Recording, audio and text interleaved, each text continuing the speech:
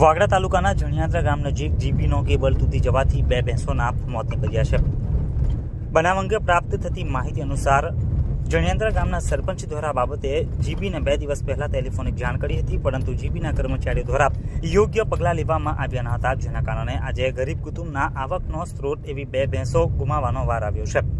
સ્થાનિક લોકો દ્વારા જણાવવામાં આવ્યું હતું કે આ બે ભેંસની જગ્યાએ ભેંસ ચરાવવા આવેલા ખેડૂતોને પણ કરંટ લાગવાથી નુકસાન થાત અને કદાચ જીવ પણ ગુમાવવાનો વારો આવત, પરંતુ ત્યાંના લોકોને 15 થી 20 ભેંસ અને ખેડૂતોને બચાવી લેવાયા હતા।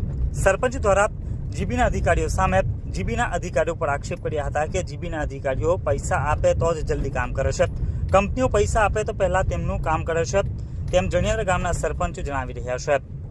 આ મૃત્યુ પામેલ ભેંસોની વાગરા પોલીસે જાણવા જોગ ફરિયાદ લઈ વધુ તપાસ હાથ ધરી છે।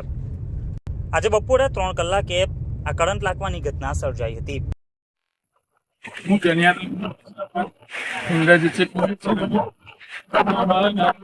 એવો બનાવ બનેલો છે કે 3 દિવસથી જીબીનો વાયર તૂટીને નીચે પડી ગયો તો જીબી વાળાને અમે કમ્પ્લેન પણ કરી હતી। અમે વારંવાર ફોન કર્યા, કોઈ ફોન અમારો રિસીવ કર્યો નથી ને કોઈ આવ્યું ના। તો આજે જગ્યા પર અમારા ગામની બે ભેંસો એનો કરંટ લાગવાથી મરી ગઈ છે।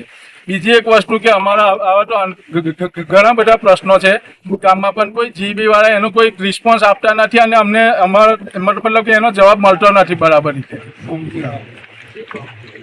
જણિયાદરી બહુ છે ગજેન્દ્ર શેરાણા। છેલ્લા 3 દિવસ પહેલાં અમે જીબી બોર્ડમાં કમ્પ્લેન કરેલી હતી કે આ વાયર તૂટી ગયો છે, વહેલી તકે તમે એને રિપેર કરો, નહીં તો અમારી કોઈ ગામમાં દુર્ઘટના બનશે। છતાં 3 દિવસ અમે એ લોકોને ફોન કર્યો, છતાં જીબી બોર્ડવાળા અમને કોઈ જ રિપ્શન કે કોઈ જવાબ અમને મળ્યો નથી। ને આજે સવારમાં આદિવાસીઓની 2 ભેંસો ચરવા જતી હતી ને મરી ગયા। મળી જઈને 15 ભેંસોને અમે બચાવ કર્યો અને જે એક માજી હતા એને અમે સારી રીતે એને ખેંચીને બચાવ કર્યો છે। એટલે જીબી વાળા વારંવાર રજૂ કરે પણ અમને જવાબ જ નથી આપતા। એ બધા ઘણી વખત એમને કમ્પ્લેન કરે છે, છતાં 3 દિવસ સાથે ભેંસો મળી ગયેલી છે। એનો જવાબદાર કોણ?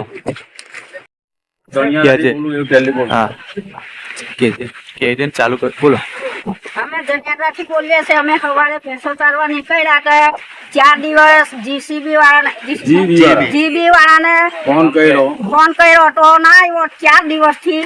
પણ છે તો અમારી ભેંસોના નુકસાન લાગ્યું, કરંટ લાગી ગયો છે ને પોતે મને પણ લાગેલો, તે ગામવાળાએ પણ બચાવી લીધી છે। તમે 3 દિવસથી આ કેબલ તૂટી ગયો તો તે કોઈને જાણ કરી તમારા ગામમાં?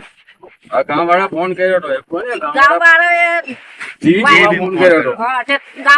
ફોન કર્યો તો એ લોકો આવ્યા જવાબ ના આપ્યો।